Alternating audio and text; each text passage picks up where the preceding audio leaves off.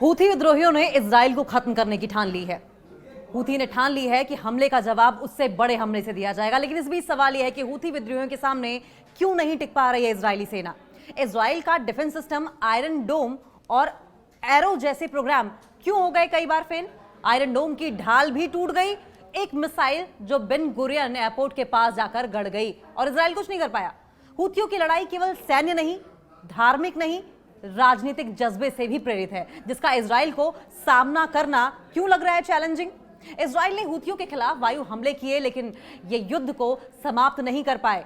Houthi फिर से तैयार हैं, क्यों दबाव कायम नहीं कर पा रहे हैं इजरायली। इन तमाम सवालों के साथ जानने की कोशिश करेंगे कि वजह क्या है कि इजराइल चाह कर भी हूथी का कुछ बिगाड़ नहीं पा रहा है। देखिए, सबसे पहले अगर युद्ध की नीति को समझें तो हूथियों की जो नीति है वो गुरिल्ला वॉर लड़ने की नीति है, यानी कि अटैक करो भाग जाओ, अटैक करो भाग जाओ, छुप कर वार करो। और इजराइल इस नीति का कोई मुकाबला नहीं कर पा रहा है। हूथी अटैक करते हैं, फिर टनल्स में घुस जाते हैं।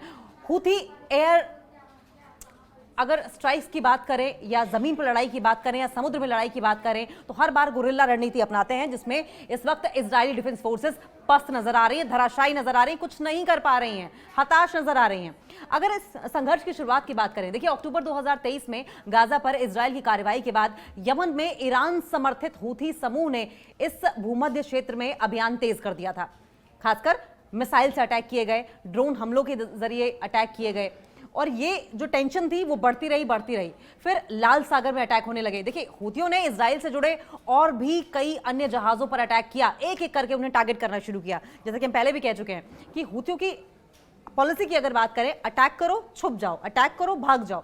और इसी तरीके से समुद्र में भी, रेड सी में भी इजरायलियों के कई जहाजों को अटैक किया गया, कई जहाजों पर हमला किया गया, जिससे कि उनके जो समुद्री कारोबार था उसको बहुत नुकसान हुआ।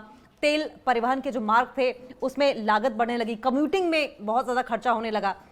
और यही अमेरिका के साथ भी हूथी विद्रोहियों की ओर से किया गया था। ये कहानी बाद में समझाएंगे, लेकिन समझिए कि सीधी मिसाइल और ड्रोन हमले अगर किए जाएं तो हूथियों ने प्राइवेट और व्यावसायिक इलाकों में भी, जहां पर ट्रेड हुआ करता था, वहां उनको भी निशाने पर लेना शुरू कर दिया, उनको भी टारगेट करना शुरू कर दिया, जिससे कि इजराइल के अफ्रीकी एयरमार्ग जो थे और पर्यटन को बहुत असर पड़ा है। सबसे बड़ी बात ये, कम्यूटिंग का खर्चा बहुत ज्यादा लगता है और न सिर्फ कम्यूटिंग का खर्चा बल्कि इतने बड़ी मात्रा में एयर स्ट्राइक करना, गोला बारूद असलहे टारगेट करना हूथियों पर, वो भी तब जब आपको पता नहीं है कि हूथी एग्जैक्टली हैं कहाँ, छुपे हुए हों। ये काफी महंगा पड़ रहा था इजराइल को, इकोनॉमिक लिहाज से बहुत खराब था, भारी पड़ रहा था। इजराइल असफल क्यों रहा बार बार हूथियों के मुकाबले। अगर हम डेमोग्राफी की बात करें, भौगोलिक डिस्टेंस की बात करें और कम्यूटिंग की बात करें तो ये बहुत चैलेंजिंग है इजराइल के लिए। वजह यह है कि 2000 किलोमीटर का डिस्टेंस है, यमन इजराइल से 2000 किलोमीटर की दूरी पर है। और ऐसे में आप इमेजिन कीजिए कि अगर एयर स्ट्राइक की जाए या एयरलिफ्ट ऑपरेशन चलाने की कोशिश की जाए तो बहुत मुश्किल होगा, बहुत महंगा होगा। और यही वजह थी, ये पहली वजह है कि इजराइल हूथियों के सामने पस्त नजर आया है, डिफीटेड नजर आ रहा है, वो बहुत ज्यादा सफल होता, अनसक्सेसफुल नजर आ रहा है, सफल होता नजर नहीं आ रहा है। वहीं अगर हम वायु हमले की बात करें तो जब एयर स्ट्राइक की जाती है उसके तुरंत बाद अगर रिटेलिएशन की बात करें तो ये पॉसिबल ही नहीं है इजराइल के लिए। अगर रिटेलिएट करके नष्ट करने के लिए तैयार करना हो या फिर मिड एयर अटैकिंग हो या मिसाइल को मिसाइल से नेगेट करना हो, इस तरह के जो साधन हैं उसमें इजराइल समर्थ नहीं है, क्योंकि डिस्टेंस बहुत ज्यादा है और समर्थ साधनों की व्यवस्था करना पड़ता है, जो कि बहुत महंगा पड़ता है। यमन से इजराइल तक हमले चलाना ये सिर्फ दूरी की बात नहीं है, बल्कि काफी महंगा और अगर स्ट्रेटेजिक लिहाज से बात की जाए तो रणनीतिक रूप से काफी ज्यादा डिफिकल्ट भी है। इसकी योजनाओं में मध्य हवा में रिफ्यूलिंग, अब देखिए अगर इतना डिस्टेंस है 2000 किलोमीटर का तो जाहिर है कि कोई भी जेट होगा, कोई भी फाइटर प्लेन होगा, उसको आपको लैंड करना ही पड़ेगा कहीं ना कहीं। ऐसे में आप कहाँ लैंड करेंगे? आप इसको समुद्र में लैंड करेंगे या किसी ऐसी कंट्री में लैंड करेंगे जो आपकी फ्रेंडली हो। लेकिन क्योंकि वर्चस्व वहां पर हूथी समर्थित देशों का है तो ऐसे में इजराइल के लिए या इजराइल समर्थित जो भी देश हैं उनके लिए कोई भी एयर स्ट्राइक को अंजाम देना या किसी भी एयरक्राफ्ट को वहां से उड़ाकर हूथियों के पास तक टारगेट करने के लिए भेजना, फ्यूल का सिस्टम जरूर होगा, फ्यूल का पंगा जरूर होगा बीच में। और ऐसे में मिड एयर में, हवा में, बीच में ही रिफ्यूलिंग करना एक बड़ा टास्क है। साथ साथ सीक्रेट डेटा कैसे वो किया जाए, सीक्रेट डेटा एक्यूमुलेट करने में इजराइल फेल रहा है, लॉजिस्टिक्स एक्यूमुलेट करके हूथियों पर अटैक करने में फेल रहा है। ये एक और बड़ी वजह थी। अब तीसरी बड़ी वजह की अगर बात करें तो सीक्रेट इंफॉर्मेशन का, अगर हम इंटेलिजेंस इनपुट्स की बात करें तो काफी कमी रही है इजरायलियों के पास में। इजराइल ने गाजा, लेबनान और ईरान के मुकाबले हूथियों पर पहले ज्यादा ध्यान नहीं दिया, हूथियों को पहले बहुत हल्के में लिया। जिससे कि उनकी खुफिया जानकारी कमजोर पड़ती चली गई और अपर हैंड इस वक्त हूथियों का दिखाई दे रहा है इजरायली सेना पर, आईडीएफ पर। अब यमन की अगर जटिल भौगोलिक और जनजातीय संरचना की बात करें तो कमजोर संचार नेटवर्क खुफिया कार्य को मुश्किल बनाते हैं। तो ऐसे में इजरायली डिफेंस फोर्सेस को क्या करना चाहिए था? पहले वो जानकारी जुटाते, एक्यूमुलेट करते और फिर इंटेलिजेंस इनपुट के हिसाब से रणनीति अगर बनाते तो संभवतः वो हूथियों का मुकाबला कर भी पाते। खुफिया और रणनीति की कमी कहीं ना कहीं दिखाई दी है। देखिए, इजराइल ने अन्य रणनीतिक दुश्मनों जैसे कि हमास की बात करें या हिजबुल्लाह की बात करें या ईरान की बात करें, हूथियों को बहुत सीरियसली नहीं लिया था, जिसका खामियाजा उन्हें बाद में भुगतना पड़ा। इसका खुफिया विश्लेषण कमजोर रहा हूथियों को लेकर और जिसकी वजह से जो भी एक्शन इजराइल की ओर से लिया गया वो बहुत ही फोकस नहीं था, बहुत ही यूनाइटेड नहीं था। ग्राउंड पर उसका बहुत असर देखने को नहीं मिला। सबसे बड़ी बात यह है कि गतिशील संरचना जो है और अगर सेंटर के लिहाज से बात की जाए तो उसमें भी इजराइल फेल रहा है। हूथियों के पास मोबाइल लॉन्च सिस्टम है जो कि तेजी से स्थान बदलते हैं, इन्हें नष्ट करना बहुत मुश्किल होता है। उनके नेटवर्क में क्षेत्रीय और जनजातीय आधार पर फैलाव है। इन्हें खत्म करने के लिए मल्टी फ्रंट अभियान की जरूरत तो होती ही है, लेकिन साथ साथ एक अच्छी स्ट्रेटेजी की भी जरूरत होती है। लेकिन अगर इस टेक्नोलॉजी की अगर बात करें तो इजराइल के पास नहीं है।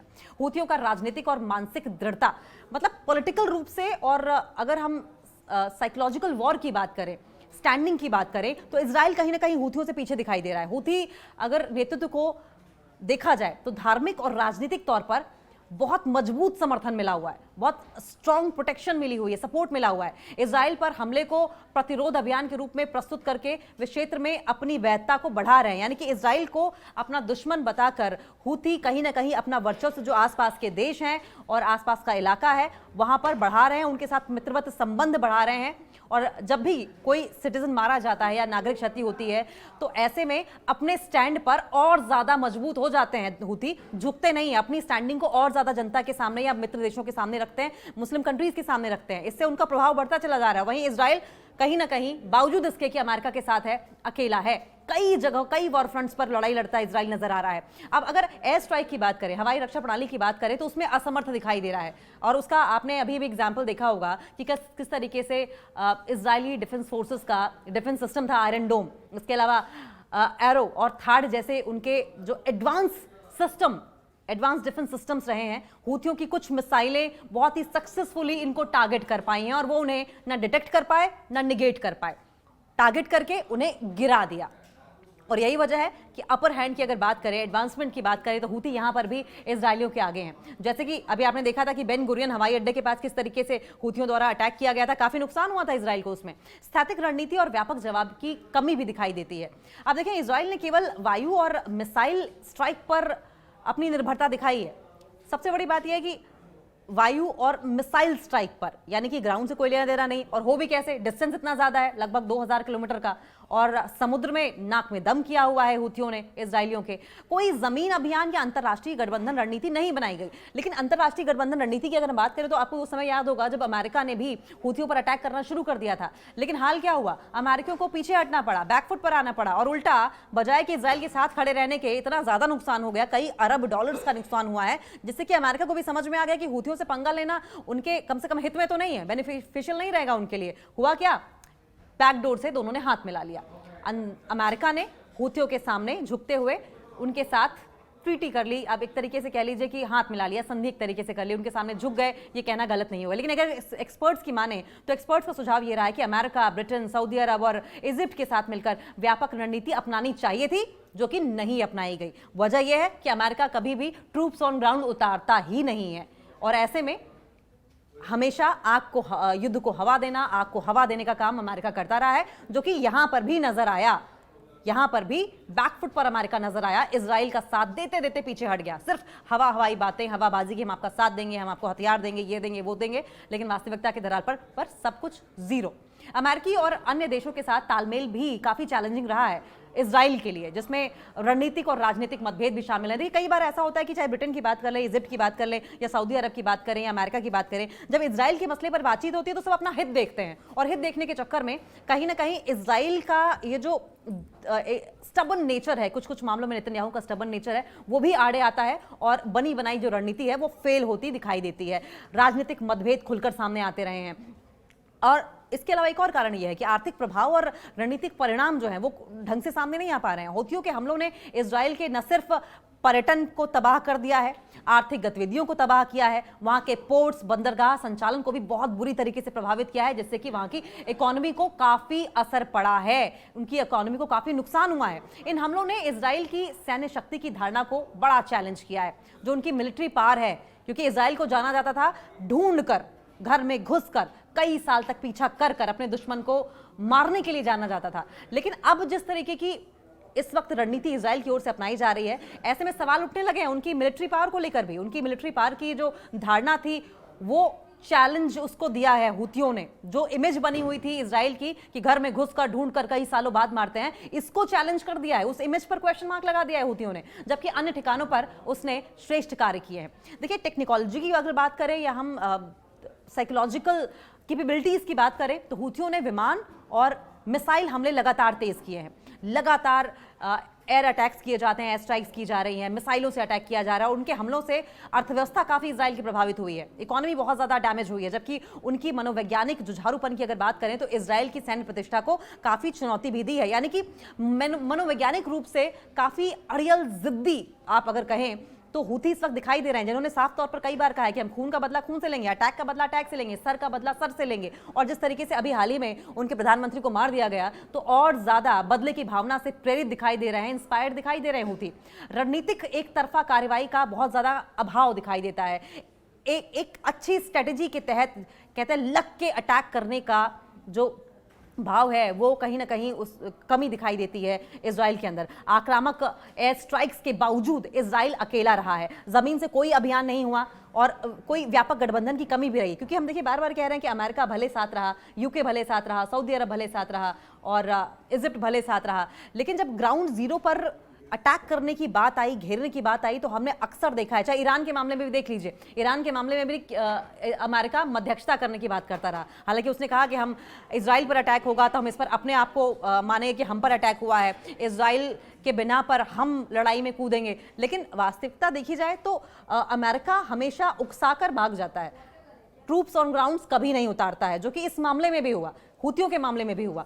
हूथियों के साथ समझौता कर बैठा है अमेरिका, वहीं ईरान के साथ इजराइल के फेवर में खड़ा तो था, लेकिन फिर इस चीज को मीडिएशन की बात करने लगा कि नहीं मध्यस्थता कर लो, ये कर लो, वो कर लो, और व्यापक गठबंधन की कमी वहां भी दिखाई दी। ईरानी सहायता और राजनीतिक गठजोड़ की अगर बात करें तो ईरान ने हूथियों को सैन्य उपकरणों को, जो भी मिलिट्री अप्लायंसेस थे, मिलिट्री इक्विपमेंट्स थे, और ट्रेनिंग और इकोनॉमिक सपोर्ट के जरिए मजबूत किया है बहुत ज्यादा इन्हें।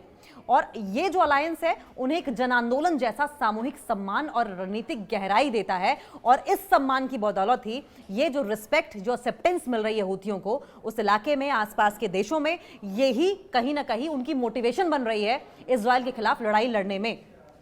रणनीतिक समाधान की बहुत ज्यादा आवश्यकता है, इस टाइम पे बहुत ज्यादा जरूरत है। कई एक्सपर्ट्स का ये कहना है कि सैन्य कार्रवाई अकेले समस्या का समाधान नहीं होती है, राजनीतिक समझौता बहुत इंपॉर्टेंट फैक्टर है, खासकर गाजा में जो टेंशन है उसको शांत करने को लेकर एक टिकाऊ समाधान निकालने की कोशिश की जानी चाहिए, और ये समाधान हो भी सकता है। यमन के हूथी विद्रोहियों और इजराइल के बीच लड़ाई तेज हो सकती है। अपने पीएम और कई सीनियर अधिकारियों की इजरायली हमलों में मौत के बाद हूथियों ने इसका बदला लेने की कसम खाई है। यमन में हूथी विद्रोहियों द्वारा अभी हाल ही में आपने देखा था किस तरीके से यूएन के 11 ऑफिसर्स की गिरफ्तारी ने पूरे इंटरनेशनल कम्युनिटी को चौंका दिया था, और यह घटना यमन में चल रहे सिविल वॉर, गृह युद्ध और अंतर्राष्ट्रीय शांति के जो तमाम प्रयास थे उनके संदर्भ में बहुत इंपॉर्टेंट है।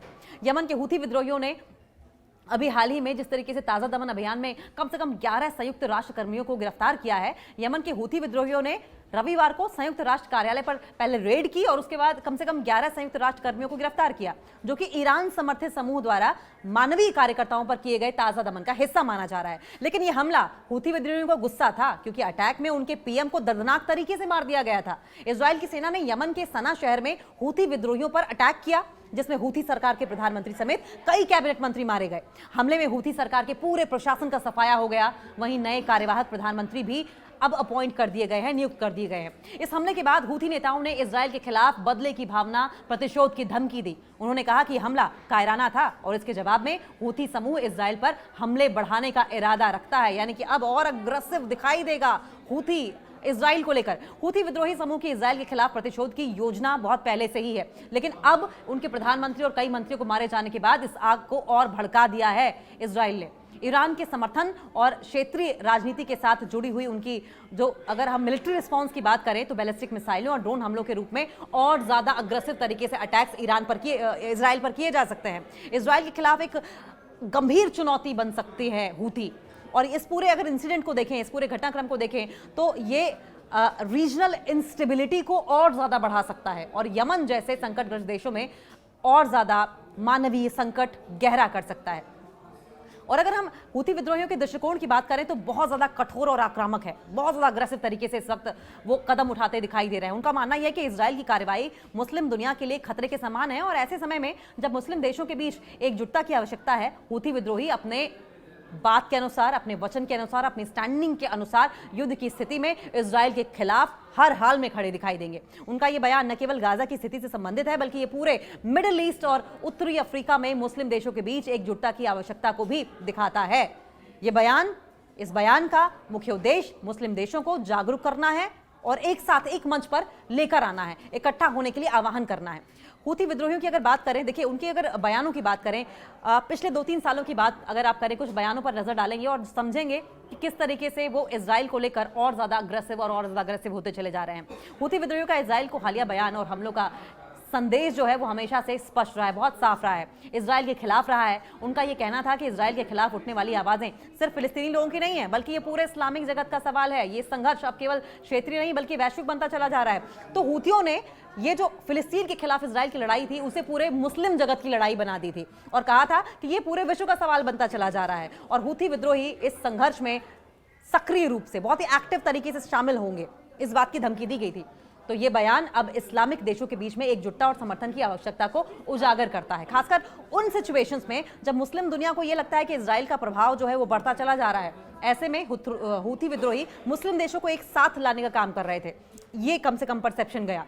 हूथी विद्रोहियों का दृष्टिकोण बहुत कठोर है, ये तो है ही, लेकिन इसके अलावा हम आपको ये भी बताएं कि हूथी विद्रोही लगातार इस बात को लेकर क्लियर दिखाई दिए हैं कि स्टैंडिंग हूथियों की चाहे जो भी रही हो, लेकिन इजराइल के खिलाफ वो काम करना नहीं छोड़ेंगे। न सिर्फ इतना बल्कि आपको ये भी बताएं कि लगातार कई वॉर फ्रंट्स पर जूझ रहा है इजराइल और ऐसे में इसी बात का फायदा हूथी उठाना भी चाहते हैं। जैसे कि हम पहले भी बार बार कह रहे थे कि पॉलिसी मेकिंग को लेकर, स्ट्रेटेजी मेकिंग को लेकर कहीं ना कहीं ईरान की तरह या हिजबुल्लाह की तरह या हमास की तरह लेबनान में जो डिफेंस पॉलिसीज बनाई गई हैं, कहीं ना कहीं हूथियों को कम आंका इजराइल ने और इसका खामियाजा है कि इजराइल को भुगतना पड़ रहा है।